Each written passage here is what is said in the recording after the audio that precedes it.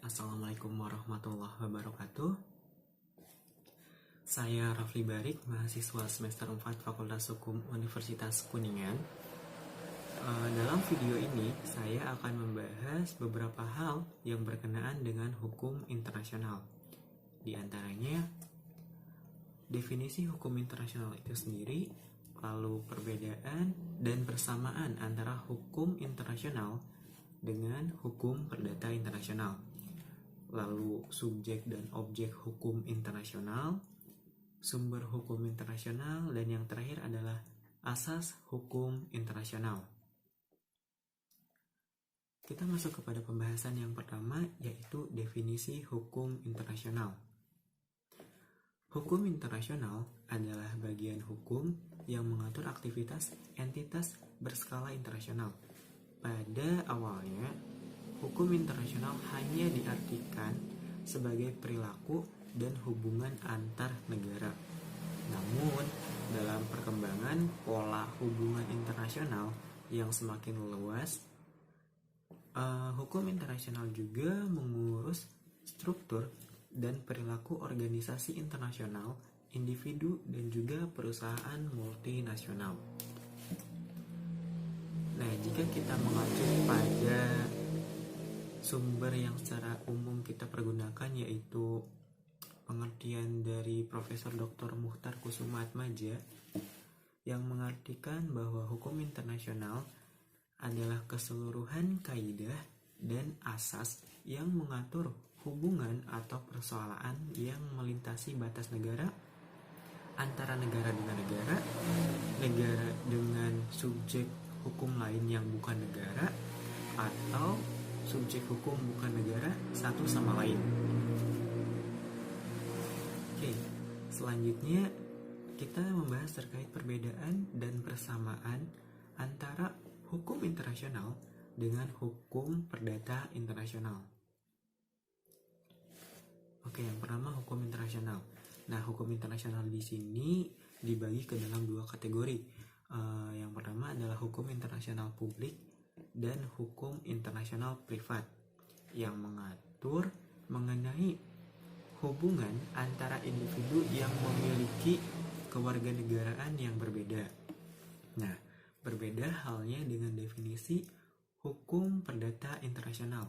Hukum perdata internasional di sini merupakan keseluruhan kaidah dan asas hukum yang mengatur hubungan perdata yang melintasi batas negara, atau hukum yang mengatur hubungan hukum perdata antara para pelaku hukum yang masing-masing tunduk pada hukum perdata nasional yang berlainan tentunya satu sama lain.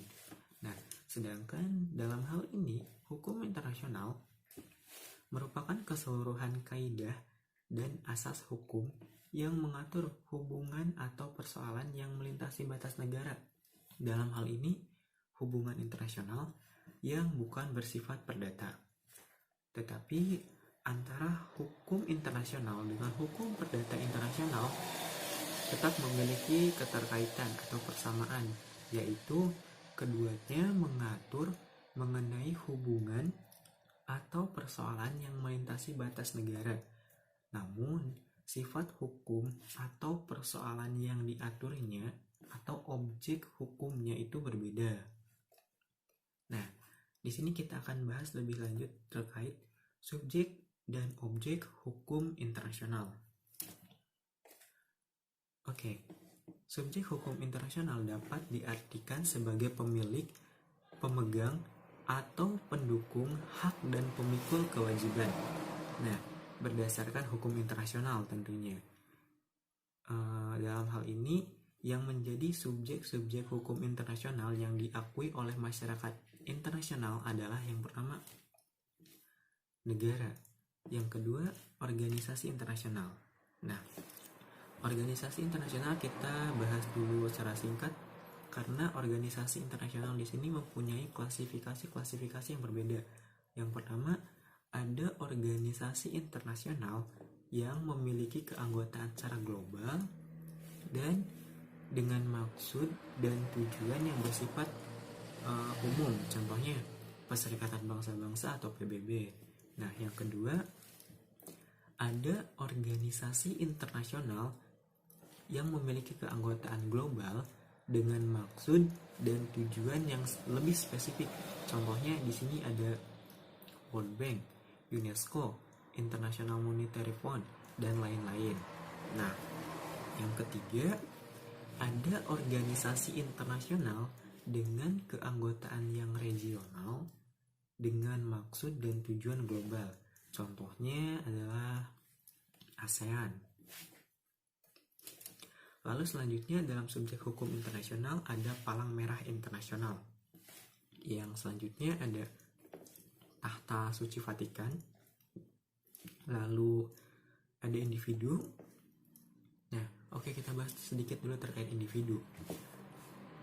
Lahirnya Deklarasi Universal tentang Hak Asasi Manusia atau Universal Declaration of Human Rights pada tanggal 10 Desember 1948 yang diikuti dengan lahirnya beberapa konvensi-konvensi hak asasi manusia di berbagai kawasan lain yang menyatakan bahwa individu adalah sebagai subjek hukum internasional yang mandiri. Selanjutnya ada yang menjadi subjek hukum internasional yaitu perusahaan multinasional. Oke, beres kita membahas terkait subjek hukum internasional. Selanjutnya kita membahas terkait objek hukum internasional. Oke, objek hukum internasional di sini dapat diartikan adalah pokok-pokok permasalahan yang dibicarakan atau dibahas dalam hukum internasional. Selanjutnya, mengenai sumber hukum internasional.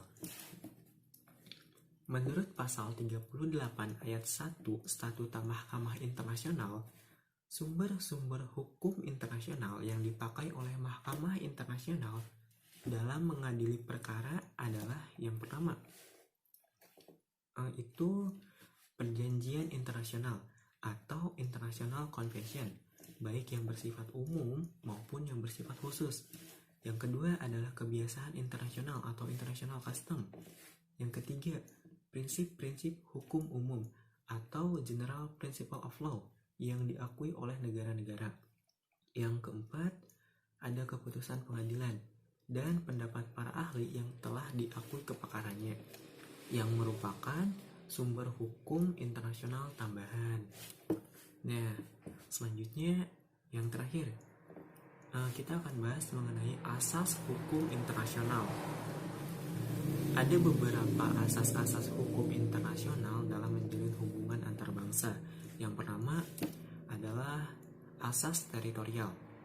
Nah, asas ini negara melaksanakan hukum bagi semua barang yang ada di wilayahnya, dan terhadap semua barang atau orang yang ada di wilayahnya tersebut berlaku hukum asing atau hukum internasional sepenuhnya. Yang kedua adalah asas kebangsaan.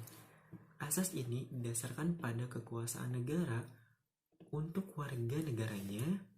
Menurut asas ini, setiap warga negara dimanapun juga dia berada tetap mendapatkan perlakuan hukum dari negaranya.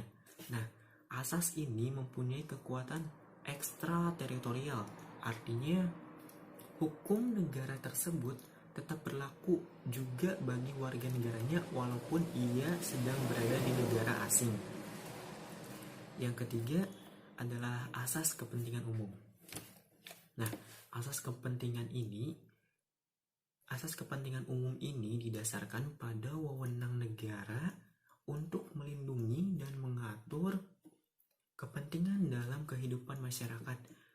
Nah, dalam hal ini negara dapat menyesuaikan diri dengan semua keadaan dan peristiwa yang berkaitan dengan kepentingan umum.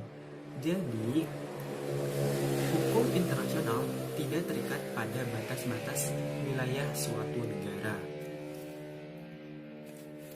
Oke, demikianlah pembahasan singkat mengenai hukum internasional. Semoga bermanfaat tentunya. Dan dengan adanya pembahasan ini dapat menambah wawasan kita. Dan yang terakhir adalah terima kasih telah menonton. Wassalamualaikum warahmatullahi wabarakatuh.